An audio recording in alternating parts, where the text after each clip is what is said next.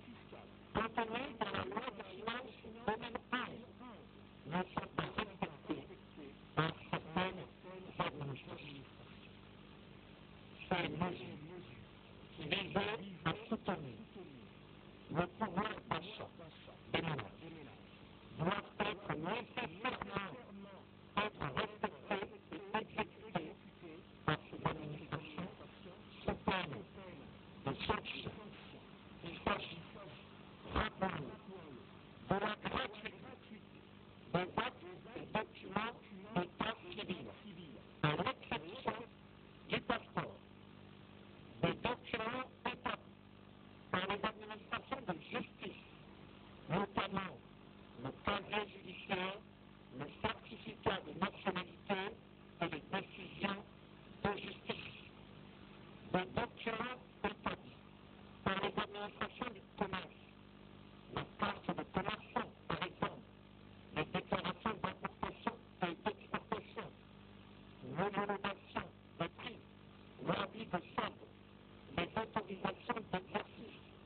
de transfert et d'extension des activités commerciales, des documents établis par les administrations de transport, le permis de conduire, le certificat de gestion, de partance et de capacité, la fiche de renseignement de la carte grise et les diverses autorisations.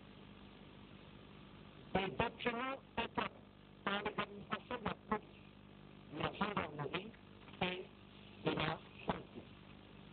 Et l'inscription aux examens et concours d'État, les diplômes d'État. Dans une perspective d'évaluation, à mi-parcours, le budget de l'État est actif pour 2014. En son 6e moment de mise en œuvre, il était essentiel que quelques enseignements soient tirés au regard des tendances fiables. Les recettes pétrolières ne sont pas à la hauteur des prévisions faites au dernier trimestre de l'année 2013, malgré le prix élevé du baril au niveau international. Cette tendance baissière des recettes pétrolières ne se justifie pas par ce contexte international plutôt favorable aux pays exportateurs de pétrole. Il s'agit bien de la baisse du niveau de la production nationale de pétrole brut qui explique la baisse des recettes pétrolières publiques. Les dépenses liées aux infrastructures, notamment, sont destinées au système national de santé, avec la construction des hôpitaux généraux dans les 12 départements du pays. La nécessité d'assurer l'accessibilité de tous à l'eau potable, le coût de l'organisation des élections locales et la tenue des Jeux africains à Brazzaville en 2015 se révèlent plus importantes que prévu. Ces dépenses sont occasionnées par les exigences du Comité olympique international et par la volonté des pouvoirs publics de suivre le rythme adopté par les entreprises construisant les hôpitaux généraux, ce qui justifie le relèvement des dépenses des infrastructures. Cette tendance oblige aujourd'hui le gouvernement à réviser la loi de finances initiale. La rectification du budget de l'État a donc lieu dans un contexte économique mondial assez bien orienté, avec une reprise de l'économie mondiale qui se confirme de nos jours. Cette bonne tenue de l'économie internationale s'observe aussi au sein de la communauté économique et monétaire d'Afrique centrale, où le niveau de la croissance économique s'établira à 6,7% en 2014. Pour ce qui concerne l'économie congolaise, la Banque des États d'Afrique centrale prévoit une croissance de 12,3% en 2014, tandis que le FMI retient 8,1%.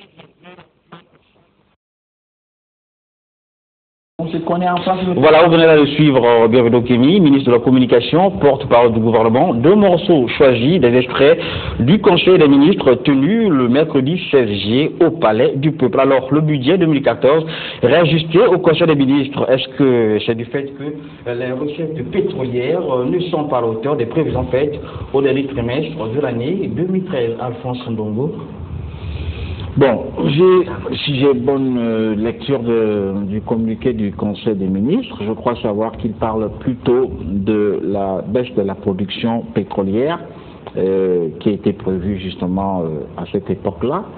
Mais je me dis, lorsque vous faites des prévisions budgétaires, c'est autant de choses que vous devez évaluer avec beaucoup de tact. Nous en parlions ici une fois, on disait que notre budget n'est pas réaliste.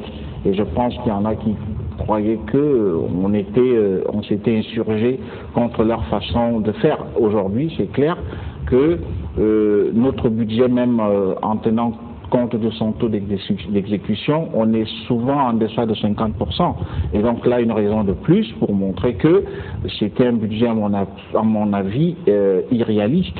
Parce que lorsque vous avez des gens qui travaillent pour l'élaboration du budget de l'État, ça veut dire qu'ils prennent le maximum d'informations. On peut faire des projections sur la production pétrolière sur une période qui va de la période X à la période Y. Donc, comment est-ce que ces gens n'ont pas tenu compte de ces informations? Il peut arriver qu'on se trompe, il peut arriver que les statistiques soient erronées, mais cela montre, et ça rejoint d'ailleurs ce que nous disions tout à l'heure, voilà que nous n'avons pas prévu une baisse de la production pétrolière, qu'on est obligé de réajuster ce budget en tenant compte, n'est-ce pas, des nouvelles données.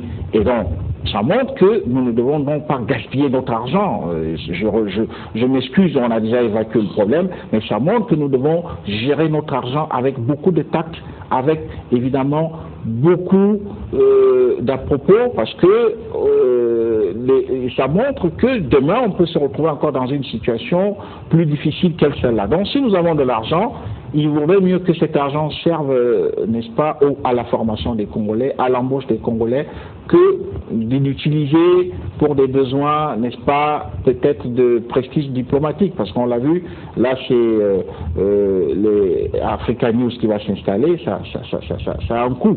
Ça a un coût que devrait supporter évidemment peut-être l'État congolais, même si lorsqu'on jette un regard sur le budget de l'État ou sur l'élaboration du budget de l'année prochaine, on ne voit pas encore apparaître cette ligne de dépenses, mais c'est pour tout dire que franchement, là, les experts qui accompagnent le ministre Ndongo dans le cadre d'élaboration budgétaire se sont certainement trompés, et il peut arriver que ces experts se trompent encore davantage pour d'autres situations. Alors, Elie Smith, le budget de l'État 2014 est réajusté techniquement parlant. Il fallait seulement attendre le 7e mois de l'année pour prendre de telles mesures. Non, je pense que c'est courageux de la part du gouvernement. Pour une fois, ils ont eu le courage, et que on est des êtres humains, il y a eu un réajustement, parce que beaucoup de gens, même moi-même, je me posais la question, comment se fait-il qu'il y a la guerre au Moyen-Orient, les prix du baril de pétrole galopent, et pourquoi? Bon, je comprends que c'est un problème de la baisse de production, de notre production nationale. Mais ça appelle aussi que, je crois, le gouvernement a aussi échoué dans sa politique de la diversification économique, parce que si l'économie congolaise était bien diversifiée, la baisse de la productivité pétrolière devait être compensée par peut-être le secteur des services ou de l'agriculture. Je vous donne un exemple. Vous voyez un pays comme le Nigeria, je m'excuse de froisser les Nigériens, désorganisé comme elle est, mais elle a une croissance de 7,6%, ça fait à peu près 10 ans aujourd'hui. Et cerise sur le gâteau, l'économie nigériane était dépendante au pétrole à presque 100%. Mais depuis l'émergence d'une vraie démocratie au Nigeria, en 1999, avec l'alternance au pouvoir, on commence à voir une certaine diversification économique. Et tenez-vous bien, la croissance économique nigériane de cette année et l'année prochaine ne serait pas tirée par le pétrole, mais par le service et l'agriculture. Aujourd'hui, les Nigérians même exportent de l'agriculture, de la nourriture au Cameroun. Donc, ça veut dire que si au Congo aussi, le gouvernement avait réussi sa politique de diversification, l'agriculture devait marcher, le secteur des services devait marcher, et ça devait faire une compensation. Ce réajustement du budget, ça c'est passé, mais ce qui m'a aussi touché est le problème de ce rétropédalage du gouvernement sur le problème de passeport et les autres papiers administratifs. Ma peur est aussi que bientôt, même le secteur de la santé, les gratuités de la césarienne aussi, peut-être le gouvernement aussi va céder.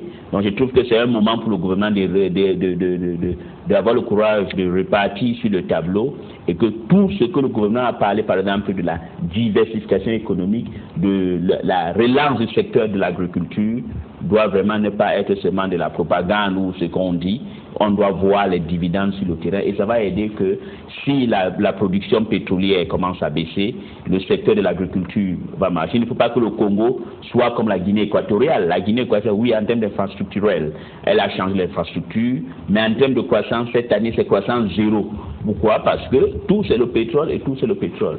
Une vraie économie qui veut vraiment, si on est sérieux avec les conditions de l'émergence, il faut qu'on mette en place un système bien diversifié. Même les routes qu'on construit doivent être les routes qui mettent long, parce qu'on ne peut pas atteindre l'émergence quand on met les routes qui fait 6 mois. Je donne un exemple, Ngamakoso, la route n'a même pas été remise à l'État, elle est déjà en piteux état, dégradée.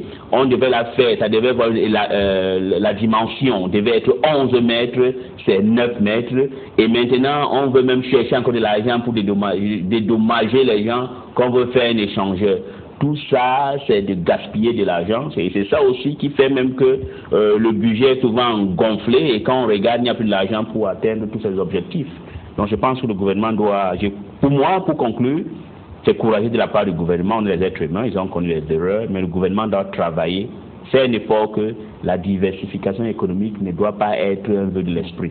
Voilà, merci Fortuna Ngoladi. Vu cette leçon tirée à l'issue du Conseil des ministres, l'État congolais doit désormais mûrir la réflexion quant aux recettes hors pétrole. Il ne doit pas désormais, devrait le faire depuis. Vous savez que le président, il y a de cela 3 ans, si je ne me trompe pas, avait déjà prévenu que le Congo connaîtra, la production de pétrole connaîtra une baisse. Le président l'avait déjà prévenu, au moins 2 ans ou 3 ans déjà.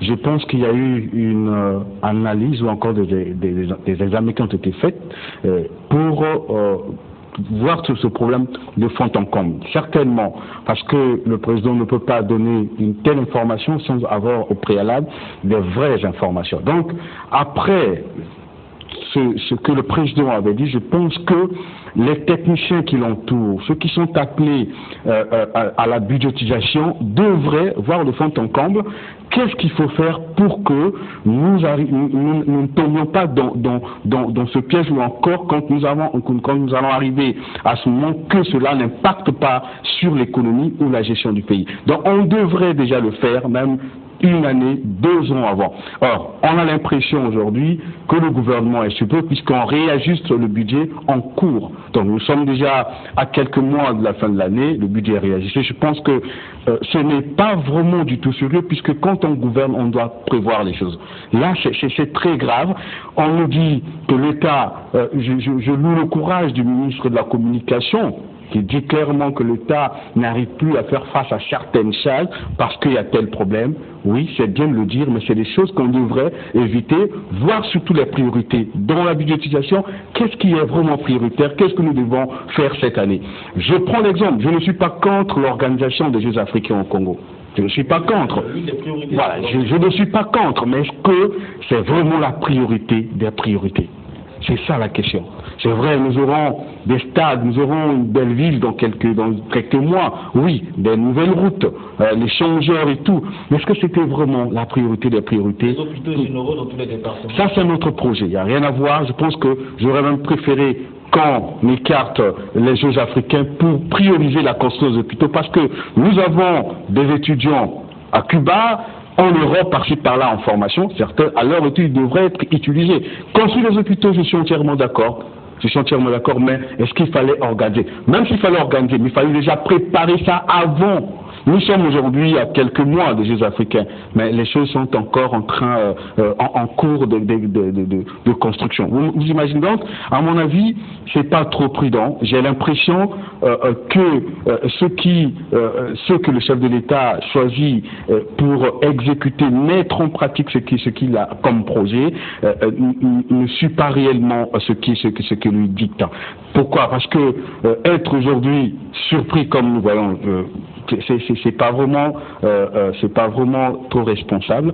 J'ai l'impression que nous sommes en face d'une sorte de voyoucratie, excusez-moi de le dire, où il y a les chefs qui donnent les ordres, mais ceux qui exécutent imposent leur volonté. C'est ça en fait le constat que je fais. Regardez l'exemple des passeports. Décision Ok, c'est bien. Les Congolais ont loué parce que c'était difficile à l'époque pour ceux qui n'ont pas surtout les moyens qu'il faut, avoir le passeport à l'époque. Gratuité des pièces administratives, c'est bon. Mais quelques années seulement après, l'État n'arrive plus à faire face à ces charges. Bon, je me dis, mais pourquoi avoir décidé avant sans pourtant étudier le terrain? Vous imaginez donc, on craint, comme a dit Elie Smith, que la gratuité de la césarienne soit aussi ramenée, comment on dit, au paiement, permettez-moi. Donc je pense que ceux qui entourent le chef de l'État, surtout les techniciens, doivent l'aider, parce que moi je l'ai toujours soutenu, peu importe ce que les gens vont penser, que le chemin à venir, c'est un projet noble, un bon projet, mais il faut des gens qu'il faut pour mettre ce projet en exécution. Alphonse Dongo, vu cela, on peut déjà dire que la création des ministères appelés Centre économique spécial était la bienvenue. Bon, tout ça, évidemment, je pense que... Pour ne pas faire seulement confiance aux recettes pétrolières. Oui, mais vous constatez que le projet même de zones économiques spéciales a comme du plomb dans l'aile. On a l'impression que aucune industrie, d'ailleurs c'est un projet à mon avis, on l'a déjà dit ici, qui ne pouvait pas évidemment mieux se développer au Congo tenant compte de certains facteurs de production. Les facteurs de production, le capital humain, il est parfois difficile à avoir, il coûte cher, il y a le coût de la vie qui est très élevé, parce que quand vous faites des zones économiques spéciales, vous devez absolument produire pour vendre à l'étranger. Mais dans le cas du Congo, lorsque les facteurs de production coûtent cher, je ne sais pas évidemment à quoi nous allons aboutir. Donc ça c'est une parenthèse. Mais pour revenir au budget de l'État, il faut reconnaître une chose, c'est que Elie l'a soulevé et c'est d'ailleurs très important. Je pense que le gouvernement est engagé dans un vaste programme de diversification économique avec les autorités congolaises, mais les résultats se font attendre. Il n'est pas normal qu'aujourd'hui l'État continue à dépendre entièrement, n'est-ce pas, de la seule matière qui est le pétrole en termes de recettes budgétaires. Et d'ailleurs, ça se ressent lorsque le pétrole, la production est en baisse, les conséquences se font tout de suite ressentir sur le budget de l'État. Et pire, bon, ça pourrait être demain, dans 5 ans, dans 3 ans, si les Américains normalisent leurs relations avec l'Iran, avec la Syrie. Et évidemment, vous savez qu'il y a d'autres pays pétroliers qui sont en train d'arriver sur le marché. Il y a le Niger, il y a la Côte d'Ivoire, évidemment, les États-Unis eux-mêmes. Donc, autant de choses qui peuvent faire que le marché du pétrole se retrouve avec beaucoup d'offres et avec une demande, évidemment, qui est moindre par conséquent. En faisant le jeu de la demande et de l'offre, le prix peut baisser. Et si le prix baisse, ce ne serait pas, évidemment, pour la politique, pour tous les grands projets, n'est-ce pas, que le chef de l'État a déjà dans son projet de société, que ces projets s'arrêtent en chemin. Et on ne va pas dire aux Congolais demain que ça n'a pas réussi parce que ça aurait glissé, comme on utilisait le mot à l'époque du plan quinquennal, que le programme a glissé. Mais là, il faut que le ministre des Finances ne soit pas seulement un ministre des Finances qui demande combien de recettes avez-vous obtenu, combien ceci, que le ministre joue un véritable rôle. Parce que vous vous rendez compte que dans notre pays, c'est un cas, tous les grands dignitaires sont des commerçants. Si ce n'est pas eux-mêmes, c'est par le canal de leurs makangou, de leurs cousins, de leurs frères. Et souvent, ils ne payent pas les impôts.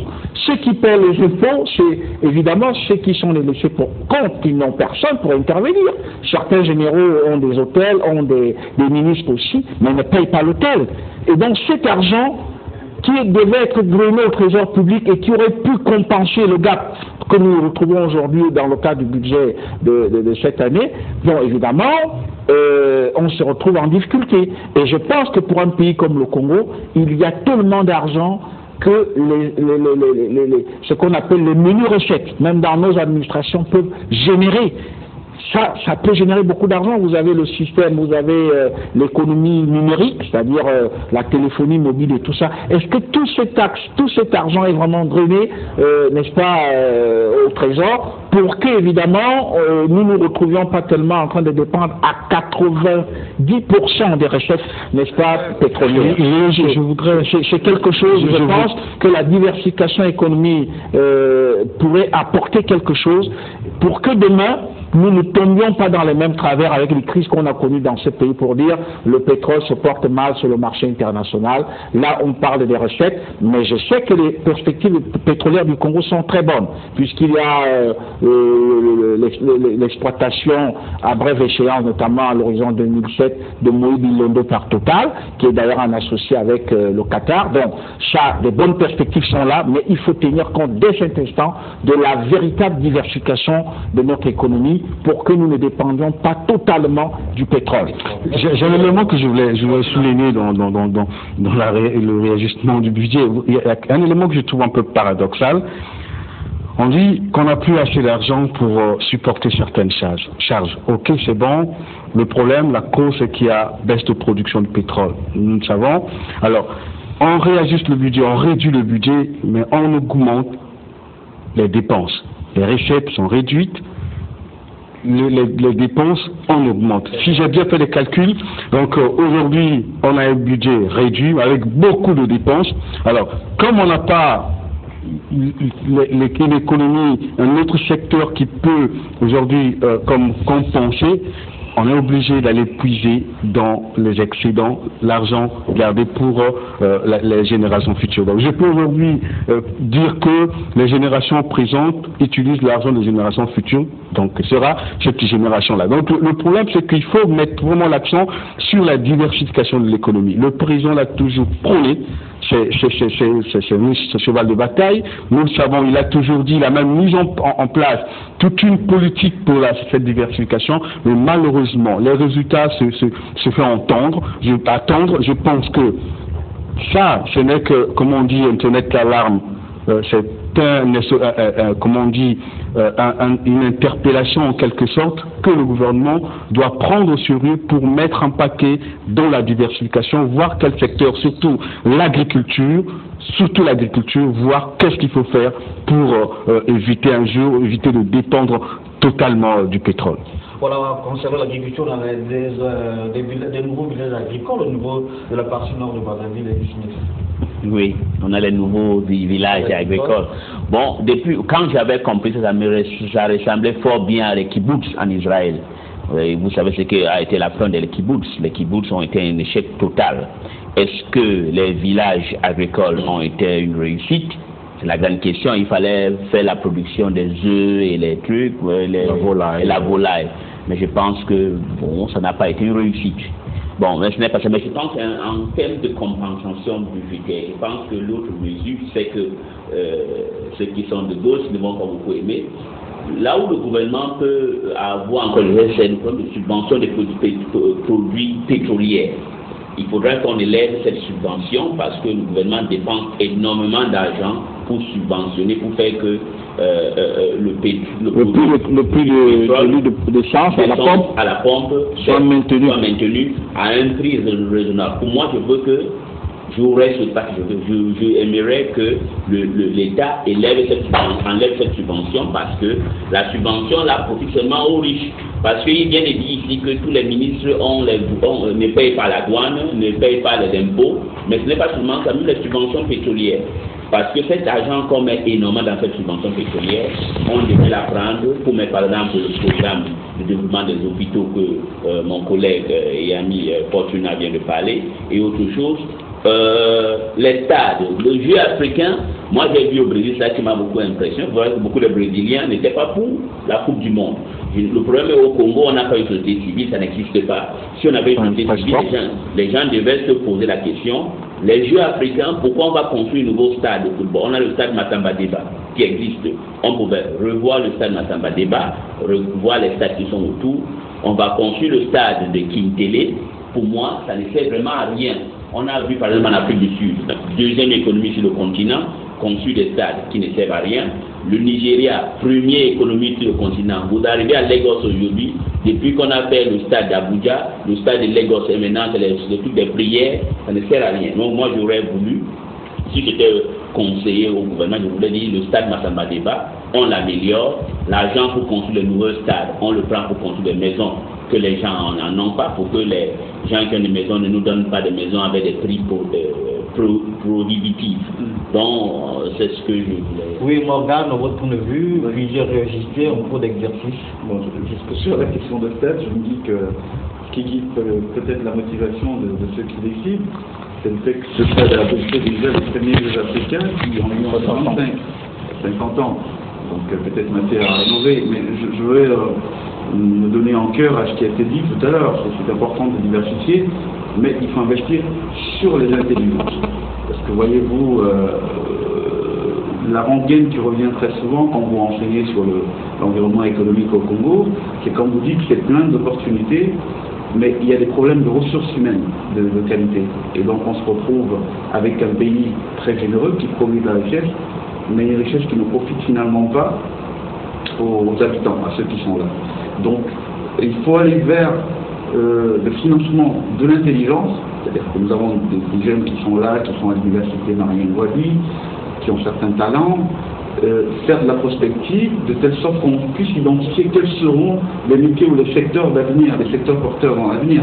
Le pétrole, évidemment, c'est une ressource non renouvelable, donc qui est appelée à s'épuiser.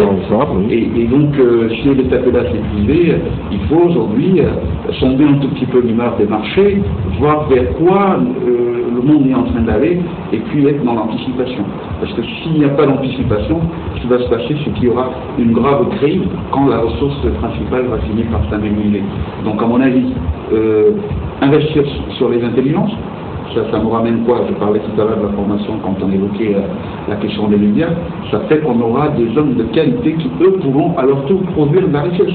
C'est-à-dire qu'en France, on dit communément, pour rigoler, c'est une boutade, la France n'a pas de pétrole, mais elle a des idées. Ça dit tout. Donc il faudra que le Congo oublie son pétrole et pense à cultiver les idées. C'est ça qui fera la pérennité de son rayonnement. Oui, merci Alphonse. Je voudrais apporter une précision à l'endroit de Guy, qui voudrait qu'on supprime la subvention qui est liée à la stabilité du prix du litre du carburant à la pomme. Je dis, dans le contexte du Congo, ça va nous occasionner des effets inflationnistes sur le petit marché. Déjà, comme vous le savez, vous recevez Nick Fila de Saint-Étienne ici qui parlait de 70% de Congolais qui vivent avec moins d'un dollar.